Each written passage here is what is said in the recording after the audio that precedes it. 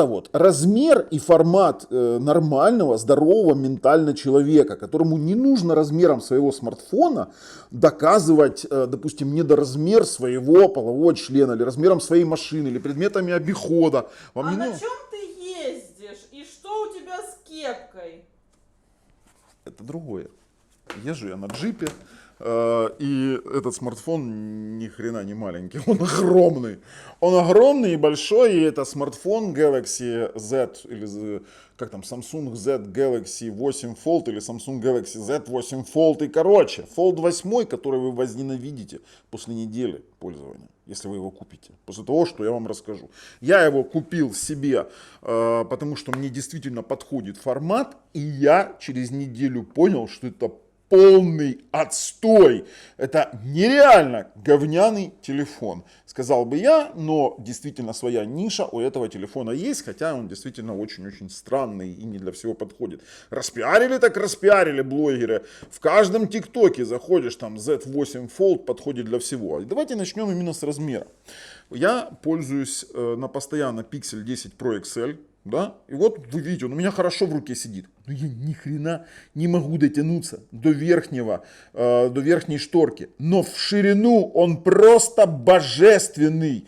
Он божественный смартфон, который меня действительно устраивал. Я вам рассказываю, смотрите. Вот показатель хорошего смартфона для руки, когда ты его можешь обхватить пятерней. И этот формат, он не нов. Дело в том, что в свое время меня не поняли, когда начал пользоваться смартфонами LG Optimus View, View 2, View 3. Кто помнит такой смартфон? А он был квадратный. Да, у него был экран чуть меньше, он был квадратный, он был тоже такой же квадратный. Это был божественный телефон. Для браузинга божественный телефон. На андроиде. И работал он шикарно. На меня тогда все показывали, что это дурачок. А здесь нас действительно выпустили наконец-то новый формат, который, честно говоря, вот распиарили при этом не в правильном русле. Но я понимаю, что по-другому бы его не купили. Во-первых, давайте начнем вот сразу с того, что мы подпишемся, нажмем колокольчик.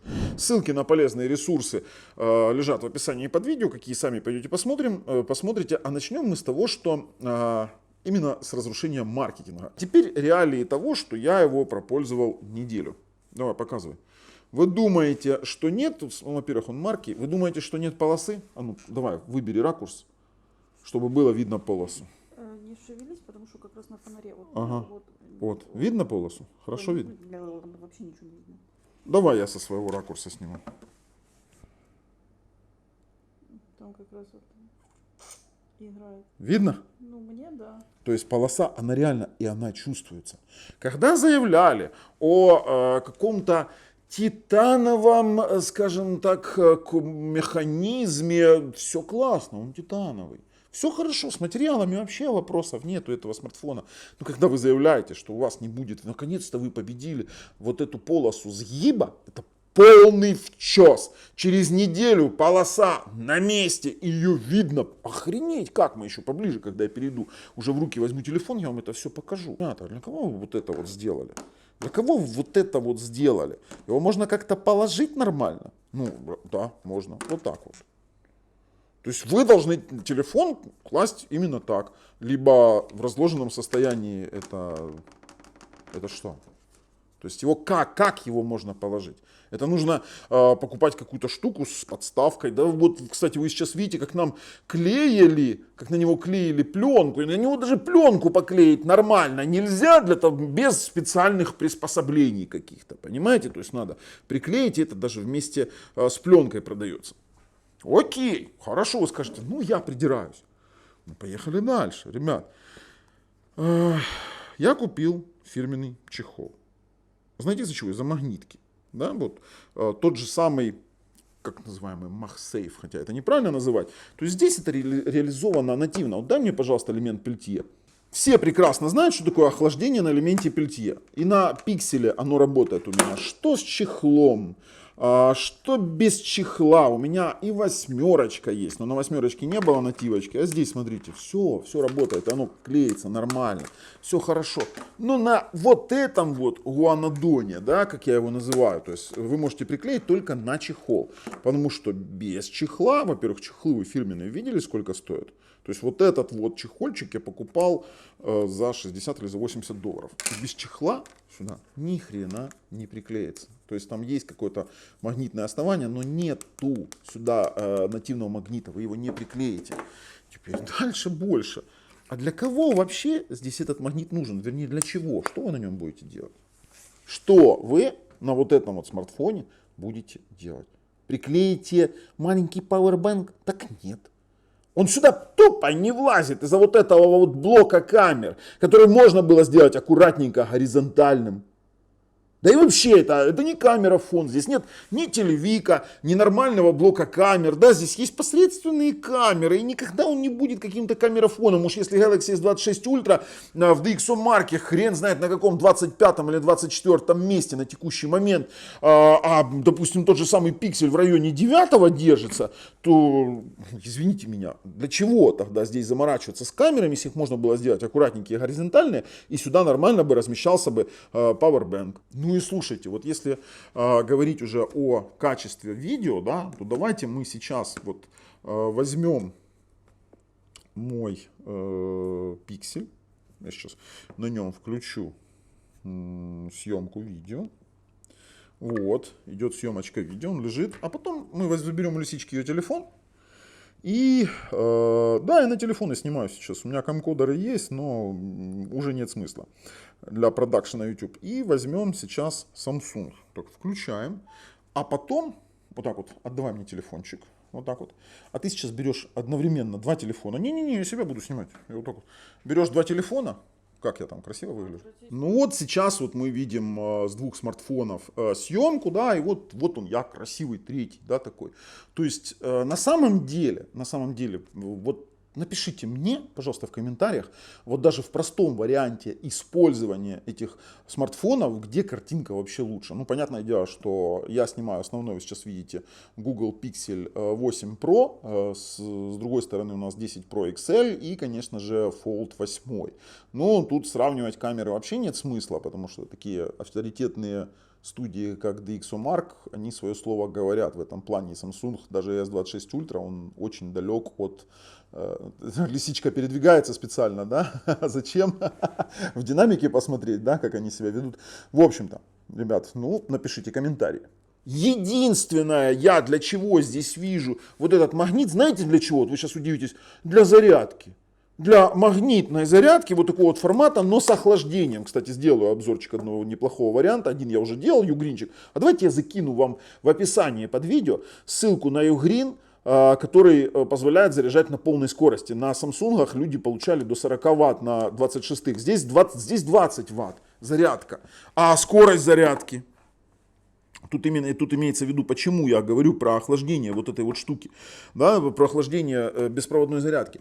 Потому что смартфон греется нахрен, как не знаю что, до 70 градусов в играх. А теперь дальше, даже если не в играх. Если вы начинаете заряжать смартфоном и он у вас теплый, то больше 9 Вт вы не увидите на зарядке. Вы не увидите больше 9 Вт. И мы получили нормальные показатели зарядки в 40, 38, 40 Вт, только охладив смартфон. И мы провели обратный тест. Мы начали, грубо говоря, заряжать его нагретым при 9, то есть мы его реально греем. Когда мы ставим элемент Peltier, он охлаждается и зарядка начинает идти быстрее. Либо когда он уже заряжается 40 с элементом Peltier, мы снимаем, он, грубо говоря, нагревается и уходит в защиту аж на 9 Вт, тротлит в зарядке. И о какой быстрой зарядке, я понимаю, почему здесь нет 60, он-то и 40 Вт своих, там 45 не вытягивает нормально. Хотя, ну, слава богу, хоть со сторонних зарядников с поддержкой PPS, с Power Delivery PPS, он спокойненько, да, берет правильные токи, да, и показывает очень быстрая зарядка 2.0. Ну и дальше, преимущество, да, в Galaxy Fold 7 там можно было вот так вот зафиксироваться. Здесь, сейчас, вот после недели использования вы что-то можете, ну, он так постоит, а потом он нафиг отстреливает. То есть, жестко зафиксировать его нормально в каких-то положениях достаточно трудно. Вот сейчас он стоит, хорошо, супер. Все, вот, беру слова обратно, начал фиксироваться. Но это о чем говорит? О том, что... ну нет, уже все, уже не фиксируется. Нет, он все равно раскладывается, смотрите, потихонечку. То есть там посидеть, посмотреть кино, вот эти вот все пресловутые функции, ну вы здесь не увидите. Ну ладно, там сейчас некоторые напишут в комментариях, так играть охренительно на таком экране. Играть? Во что? В карточные игры? В какой-нибудь казуальные игры. Потому что в PUBG, например, поиграть надо в наушниках. Объяснить почему? Потому что наушники стерео, вам позиционироваться в стрелялках, в шутерах надо, как минимум. А здесь в вот таком вот формате у вас где динамики? Здесь и здесь. Чего вы там позиционировать будете? С повернутой головой играть? Нет. А так вы играть точно не будете. Или кино смотреть. С чем? С черными полосами. Я вам сейчас перейду, покажу, как показывают Netflix, YouTube. Кто сказал, что он оптимизирован для контента? Но я вам скажу, для контент-мейкеров, для блогеров и тому подобное, это просто незаменимый телефон. И мне этот телефон зашел, как в профессиональном плане. Но, опять же, не зашел в плане обеспечения приватности. Сейчас вот, наверное, возникнет вопрос, а я вам объясню. Сука, простите, но 2026 год. Иметь разблокировку по морде и не сделать Face ID для банков, то есть для авторизации, я, например, со своим пикселем 10 Pro XL, у которого есть сертификация для распознавания лица для банковских приложений, то есть я через Face ID разблокирую и оплату, и авторизация Google, ключи безопасности винды, все проходят через камеру. Здесь, черт возьми, нет! В 2026 году у Samsung распознавание лица через обыкновенную камеру, просто через фотографию. Извините меня, ну вообще не взламываемая вещь, да? Ну и давайте дальше. Датчик отпечатков пальцев. Вы его встроили в кнопку. Хорошо, мне нравится такое. У меня с Sony, когда у меня Sony были, мне прям нравится вот этот вариант использования. И датчик отпечатка пальцев, я сказал бы, работает хорошо, но мне пришлось основной свой палец добавлять 2 раза. Он даже не определяет, что он уже добавлялся. Чтобы вы понимали, в пикселе ты 2 пальца, один и тот же палец 2 раза не создашь. А здесь я создал, и он не определяется в каких-то моментах. И ты начинаешь 2 раз создавать один и тот же палец, чтобы уж 100% на верочку все там срабатывало. Да, такое тоже есть. А теперь многие мне скажут, ну у Samsung есть ни хрена себе крутые опции. Вот я смотрел, кстати, Android News вчера, я не понял, зачем он рассказывает про фишки искусственного интеллекта, которые сейчас там в One UI 9, кстати, он на One UI 9, именно классно так слушает разговор и определяет, мошенники это или нет, это скам или нет. И это рассказывает украинский блогер на украинском языке, язык которого не поддерживается в этом самом Galaxy AI. Да, вообще не поддерживается. Да, я разговаривал со своим другом в Германии, то есть я звонил человеку, лайв-перевод с русского языка работает. То есть вы спокойно говорите на русском языке, он слышит речь на немецком, бабы какой-то, и потом он говорит на немецком, и я слышу бабы какой-то перевод, ну бабы в кавычках, ни в коем случае не думайте, не жена-ненавистник. И мне какая-то женщина рассказывает здесь на русском языке. При этом перевод относительно хорош, я ничего не скажу, то есть я понимал смысл, были какие-то артефакты, но в целом ты понимаешь, о чем идет речь, и в бизнес-плане, допустим, забуковать там свой там, отель, там, договориться о чем-то ты спокойно сможешь. Удаление фотографий, там вот этих объектов, какая-то генерация изображения, это уже могут все практически смартфоны. И тут, если говорить о Gemini, то он вообще божественен в этом плане, там по удалению объектов. И все равно Galaxy AI по удалению объектов основан все на том же Gemini, да, вернее на его API. По факту мы имеем то же самое. Что мы получаем в сухом остатке? Но давайте мы сделаем этот вывод чуть-чуть дальше. Сейчас я перейду, вам покажу все-таки для каких вариантов использования он хорош, а он хорош в некоторых вариантах использования. И мы сделаем выводы. Так, теперь по факту, ребят. Первое, что могу сказать, когда они заявляли, что не видно складку, складку видно, через неделю проявляется как с добрым утром. Смотрите, на ощупь нет. А визуально она есть и всегда будет. Поэтому вот это заявление, что оно прям топ, фигня это все. Мы поклеили пленку, да, фирменную, оригинальную. Вы сейчас видите, как ее клеили. И вот это вот выступ камеры, конечно же, мешает. И для нормальной поклейки даже пленки на такой смартфон нужно специальное приспособление. Поэтому заморочились конкретно с оригинальной пленкой. По поводу вот этого вот фиксирования, через неделю фиксироваться начал. То есть на новом не фиксируется, неделю попользовался, уже можно ловить фиксирование вот этого экрана, и то все равно не держит. По самим, именно по самому пользованию. Для меня очень непонятно расположение динамиков. Именно, то есть вот это вот, смотрите, динамик здесь, играть вот так вот вы точно не будете. Если что-то играть и смотреть, давайте, поехали. Вот Netflix, да, Netflix все отлично. В Netflix он, кстати, видит, давайте я сейчас выйду и информацию выведу. В Netflix он видит HDR10 и плюс пространственный звук. То есть, видите, у нас есть просторовый звук и плюс HDR10. Сделаю немножечко вам посветлее, кстати, по яркости, это действительно хорошо. Но смотреть фильмы здесь это наказание, потому что у вас будут вот такие вот черные полосы. Если вы будете что-то растягивать, то вы получите что? Урезание кадра до 4:3. Вот в таком формате смотреть это еще хуже. Но в таком формате вы смотрите со стереозвуком, а вот так вот вы смотрите, переворачиваясь, а вот так вот вы смотрите со звуком снизу и сверху, черт знает что.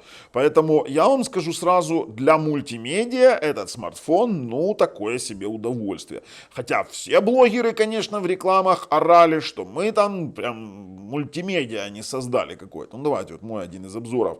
Мы просто-напросто включим и посмотрим, да, там вот проектор. Где тут, что тут, как тут, все равно это обрезано даже в формате 16:9, но благо YouTube делает смарт-заливку цветом, более-менее смотреть можно.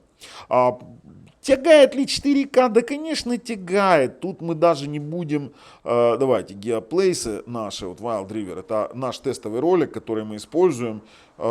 И вот здесь вот HDR, конечно, отрабатывает. Ну, нифига себе, я могу сказать. Я этот ролик конкретно продюсировал, я его лично делал своими руками. И звук, казалось бы, громкий, хороший. Ну какого черта здесь? Почему не сделать динамики еще пространственные, боковые? Ну, такое себе. При том, что могу сказать сразу, для чего этот телефон божественен.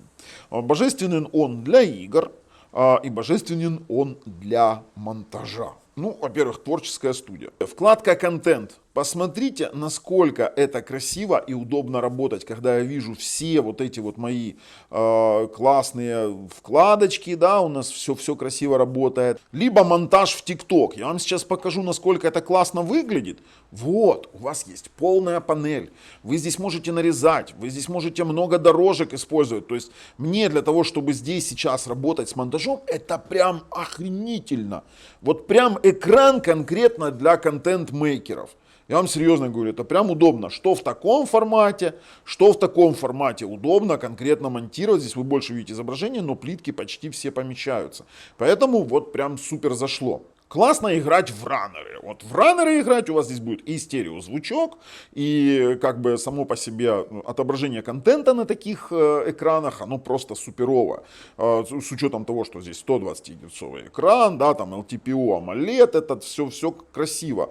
При том, что ну, здесь AMOLED 2X, 120-герцовый, с HDR10+, 3000 нит пиковая. Ну и, конечно же, знаете, что самое интересное? Что мы можем замерить здесь яркость. Вот насколько она честная. Давайте. Дело в том, что это приложение разработано мной специально под мой люминометр. У меня есть люминометр, кстати, калиброванный. И мало того, данный люминометр откалиброван, кстати, еще под пиксель. На пикселе 10 Pro XL он совпадает по яркости просто идеально. То есть мы сейчас начнем, давайте со 100% окна на... Он сейчас, видите, HDR-тракт подтвержден. Это у нас 1620 пик. При том, что я вам сразу говорю, маркетинг, у меня совпадают замеры с GSM-ареной. Вообще, чтобы вы понимали, получить заявленную яркость, как они там говорят, 2000 нит, то это вот маркетинг, это у вас будет не больше 10 или 5%, вот, 1654, давайте пик попробуем погонять, не больше 5% активных пикселей. Давайте попробуем. 1657. Вот все равно у меня не получается выжать из него больше, чем 1665. Давайте попробуем еще. Ну, HDR 10 плюс могут сказать. Давайте попробуем HDR 10 плюс. 1668. Давайте попробуем с окнами поиграть. Давайте там 50. Нет, ну, чем больше окно, тем меньше яркость будет. Ну, уже больше не дает. То есть, мои замеры, они совпадают с замерами самого GSM Arena. У них, кстати, получалось не больше 1520 нит с замеренной. Давайте попробуем на внутреннем экране, вернее, на внешнем экране замер сделать. Так, 1640, 1635, да, мы имеем тоже абсолютно самое. То есть, у нас на текущий момент... Давайте яркость загасим. Давайте еще. Давайте со 100 начнем. 1612, 1611. Давайте пик половим. 1642, 1644. Не, ребят, больше он не прыгает. Объясню, в чем прикол. 2000 пиковой яркости будет конкретно, когда на него будет светить яркое солнце, и где-то пиковая не более 10-5% ярких пикселей на экране будет. Это факт. Знаете, вот все-таки формат мне нравится. Я его вот так вот держу в руке, все хорошо, красиво. А дальше давайте посмотрим. Все-таки эта полоска, она видна, хоть ты что делай. Хотя вот вообще, если говорить про игры, у меня получается Antutu, при том, что они заявляли один результат, мой результат 3 миллиона 392 336. Рассказываю сразу, что без охлаждения он дает 2 900 с мелочью. У меня с охлаждением 3 миллиона 392 тысячи 336. Я использовал для охлаждения элемент Peltier. Вот такая вот очень классная тема. Если вы используете, ну, такие вот по типу, как я использую, ну, это накладка обыкновенная фирменная кевларовая Samsung, как они называют. Но именно с ней у меня и зарядка быстрая, и смартфон, конечно же, быстрее работает. Вообще, конечно, прикольно. Но они заявляют сюда аж 3000 пиковой яркости на этот экран. Кстати, слушайте, знаете, а я еще не проверял, например, на мультитач тест. Сколько у нас вообще главный экран? Ну 10 тут. Как бы вопросов нет. Кстати, вот этот вот экран 5,5 дюймов, который здесь, это же тоже у нас динамический LTPO AMOLED 2X, 120 Гц, тоже динамический, 120 герцовый. А мало того, он покрыт Corning Gorilla Glass Ceramic 3 и имеет разрешение 1248 на 1972 с 428 ppi. А вот этот вот имеет у нас разрешение 2448 на 1848, 4 на 3 у нас соотношение сторон и 404 ppi. Кстати, знаете, что самое интересное? 12 на 512 у меня версия. Процессор у нас Snapdragon Gen 5, 3-нанометровый. 3,6 на 6 ядер Qualcomm Orion 3,6 ГГц и на 2 ядра Orion 4,7 ГГц. За дисплей у нас отвечает Adreno 840. Кстати, знаете, вот что меня заинтересовало? Неплохой коннект по 5 ГГц, 1080 мегабит, при том, что здесь мегабайт. При том, что здесь есть у нас Wi-Fi 7, а вот аккумулятор у нас почему-то AIDA показывает 4660 мА, хотя на других устройствах у меня такого вопроса не было. Ну, по поводу зарядки мы уже с вами говорили. По температуре тротлит греется, вот это говорю сразу. Конечно, не могу не сделать на таком смартфоне тротлинг тест. Очень нужен. Кстати, будем использовать мою подставочку Югринчик. Всем советую. За 3 года вообще никаких проблем, даже не ослабились винты на такой подставке. Под этот смартфон очень даже неплохо стало. Кстати, можно попробовать растянуть экран. Видите, у нас здесь появляется такая вот кнопочка, где мы можем ее развернуть, допустим, в книжную и пробовать вот так вот использовать. Вот таким вот образом. Ну, давайте смотреть. Пускай делает тротлинг тест. Кстати, не оптимизирован тротлинг тест под нее, но мы увидим с вами температуры и частоты. Ого, 70 градусов. 70 градусов, да ладно, на ядре. 72, 66, 67, 71. Воу, это что такое вообще? Он тротлит, он конкретно тротлит. Я хочу попробовать словить через AIDA сейчас. Да, это была его температура. Давайте попробуем сейчас сделать по-другому. Мы сейчас переключим сюда. Смотрим сейчас, как его, Вот так вот. Смотрите, у нас 1,22 ГГц. Температура сейчас показывает 53. Она остановилась. О, ребят. Ой-ой-ой-ой-ой-ой-ой. О чем мы говорим? Давайте попробуем через Аиду словить, честно ли она греет или нет. 83, 95, 92. И сейчас он уходит в тротлинг, смотрите. И пробуем через Аиду словить температуру. 71, 70, все, она опускается, потому что, ребят, температура, да, температура, он греется просто unreal. Ребята, тротлинг тут сумасшедший. Слушайте, ну, я вам скажу, по температуре он вообще не радует. Поэтому, если играть, то только с элементом пельтье, сразу говорю. Для мультимедиа полная гадость, для, допустим, того же самого прослушивания музыки такое себе, динамики не очень. По всем вот этим вот Galaxy AI это абсолютно бестолковая вещь для меня, имеется в виду колл-ассистент, да. Ну, для меня проверка вот этих вот звонков, она бесполезна, потому что в Украине нет поддержки украинского языка. Единственное, что мне очень сильно понравилось, это Live Translate. Я разговаривал с немецким другом, и более-менее, я вам скажу, ну, можно как-то разговаривать. Хотя плохо, что он оповещает, вы там разговариваете с автоматическим переводчиком, и такое тоже себе. Честно вам скажу, в Galaxy AI все заточено под узкий набор языков. И это будет отдельное, наверное, видео, будем отдельно разбирать. Но если, с учетом того, что я в Украине и для украинского языка поддержки нет, то тут вообще проблема. По креатив студии, да, конечно, классно. Но эти фишки давным-давно всем понятны и все знают. А вот по автономности тут у нас такое дело. Аккумулятор у меня, я вам скажу, выдерживал, давайте я вам сейчас покажу сводочку. На текущий момент от последнего заряда, но он был до 79%, час 7, но вы сейчас видите скриншоты, набор скриншотов, я его тестировал. Максимальное время экрана, которое я получил при моих вариантах использования, это 6 часов 45 минут, и у меня был еще остаток 9%, но при этом я себя ни в чем не ограничивал. Я смотрел TikTok, я смотрел YouTube, я разговаривал, я чуть-чуть даже посмотрел Netflix, но не более, не менее. Ну и да, вот такие игры, как Hearthstone, играть здесь вполне приятно, хотя, опять же, звук, ну, в одной стороне локализация, не очень прикольно. Знаете, что вот еще напрягает? Хотя, знаете, я люблю вот эти датчики отпечатков пальцев, которые находятся в кнопках, но если ты используешь таким образом, допустим, свой банк клиента, у тебя он блокируется, то разблокировка через низ не ахти какое удобное решение. Но я понимаю, что здесь подэкранные датчики в два экрана вставлять нет смысла абсолютно никакого. А ну, сейчас посмотрим, как вот выглядит карточные игры, выглядят на нашем смартфончике. А вот это вот уже прям прикольно. А знаете, что самое интересное? Перемычка чувствуется пальцем. Перемычка чувствуется пальцем. Я перехожу картами, и прям перемычка чувствуется. Ага, интересно. Но красиво, согласитесь. Знаете, что приятно? Что получается у нас не планшетный, а компьютерный режим. То есть, когда ты там играешь, допустим, на мобильном телефоне, ты знаешь, у тебя карты сбоку находятся, а здесь именно полноценный он.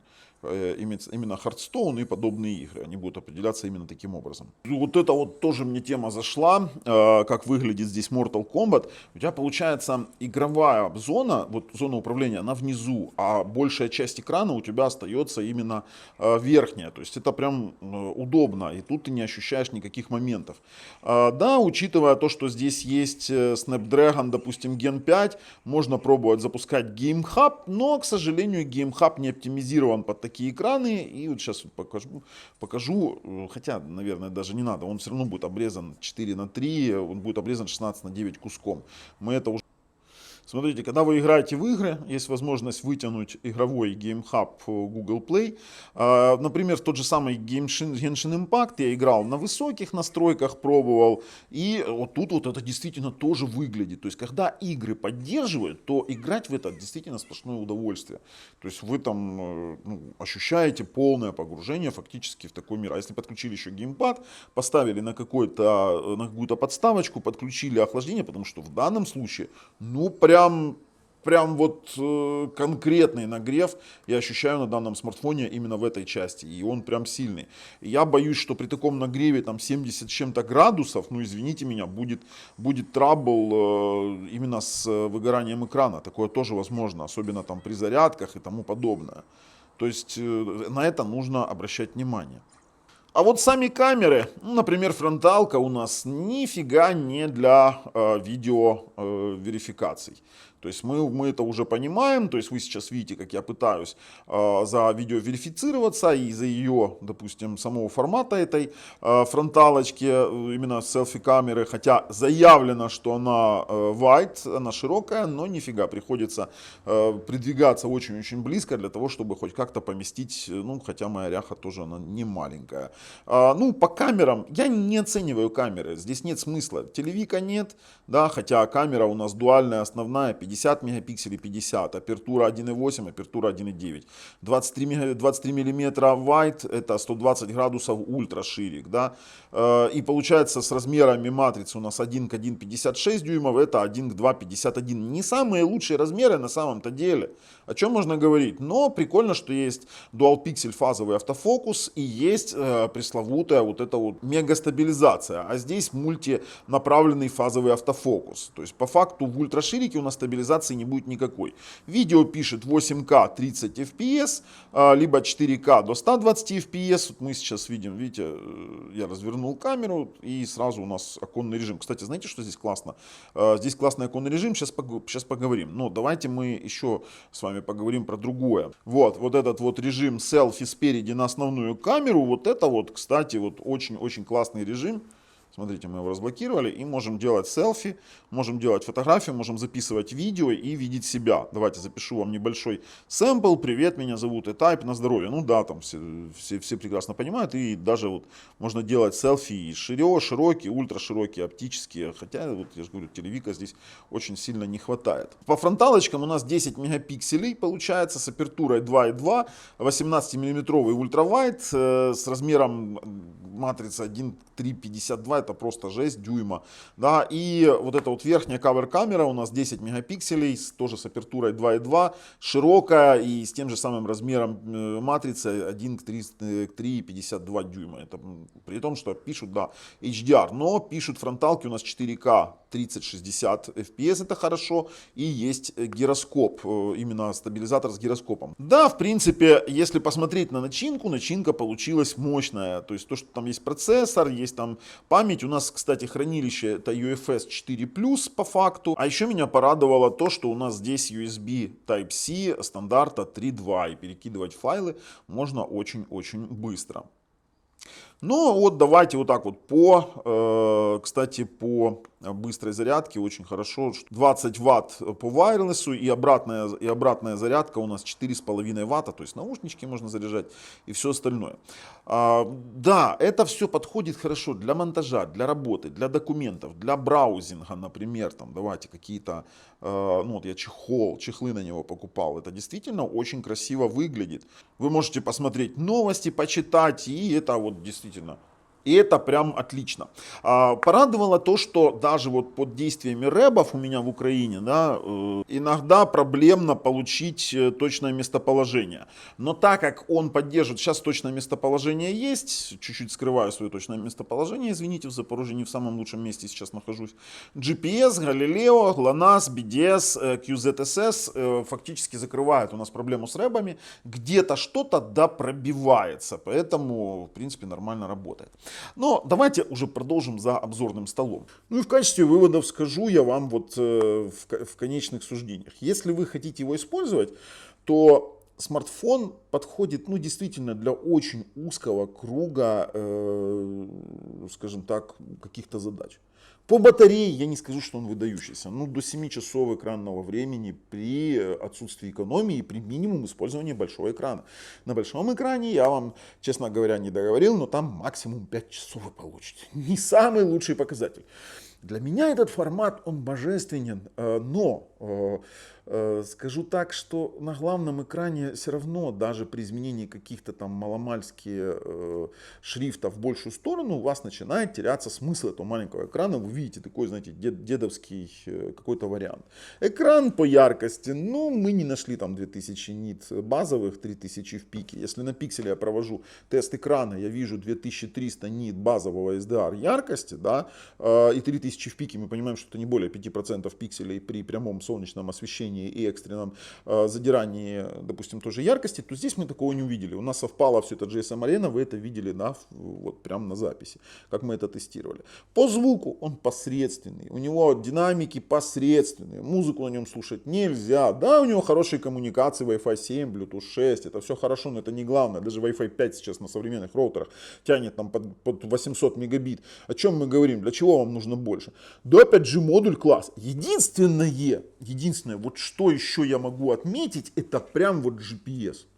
В то время, когда мой вот этот вот пикселядзе, а в данном случае я его не назову по-другому, и у меня будет работать воздушная тревога в моем городе, и будут работать рэбы, то вот это вот с вероятностью 100% работать не будет, я буду где-то в Лиме, а этот будет, потому что очень хороший спектр поддержки разных спутников, то есть и GPS, и GLONASS, и Baidu, и QSS, как он там называется, я уже не помню, там эти все китайские спутники, которые ловятся, они все абсолютно не глушатся, то есть он все-таки что-то доловит, и позиционирование худо-бедно есть. А здесь там GPS и минимальный набор этих поддерживаемых функций, и здесь он сразу вываливается куда-то и практически не работает на навигации. То есть передвигаться с ним это еще то, скажем так, удовольствие в прифронтовых городах. Здесь это работает, классно. Wi-Fi здесь лучше, чем в пикселе. Железно, я могу сказать. У меня в паре с Xiaomi BE7000 роутером он просто показывает неимоверные результаты, там до 2,2 гигабита в Wi-Fi 5 ГГц, Wi-Fi 7 5 ГГц. Таким вот образом, 6 ГГц у нас еще полноценно нормально не заработал. Хотя разблокировали уже на законном уровне, на законодательном, но Samsung все никак не оттелится и не включит нам поддержку 6 ГГц. В целом, смарт мне понравился, но я на 99% уверен, что он не понравится в конечном итоге вам. Вы им попользуетесь. Да, он статуснее мог бы выглядеть айфона, но у нас все почему-то рассуждают, что iPhone 17 Pro Max, или выйдет iPhone раскладной, посмотрите, говна там оберутся люди, просто невероятно, потому что Samsung уже с этим сколько лет, это уже 8-я серия, а iPhone, там, вернее Apple только начинает этот путь на, скажем так, на стезе вот этой вот раскладных смартфонов. И, конечно же, вот для креаторов это невероятная фишка. Невероятная фишка это вот эта вот съемка селфи через вот эту камеру основную с рассматриванием себя. Конечно же, это классно по редактированию, монтированию видео, а вот для просмотра контента, как камерафон, как все остальное, я вообще не рекомендую. Есть камерафоны намного лучше, есть для просмотра контента намного лучше. Тот же самый Fold 8 Ultra, да, он будет лучше, у него более широкий экран, допустим, вот этот вот, и будет более подходящий для... Ну там и цена, и размер, мне не нравится. Что я могу сказать? Пишите свои комментарии. Мне вот очень интересно, что вы скажете и как вы парируете, какие плюсы вы будете приписывать этому Fold 8. Я свое слово сказал. С вами был Бабл на канале Технозон. Пока.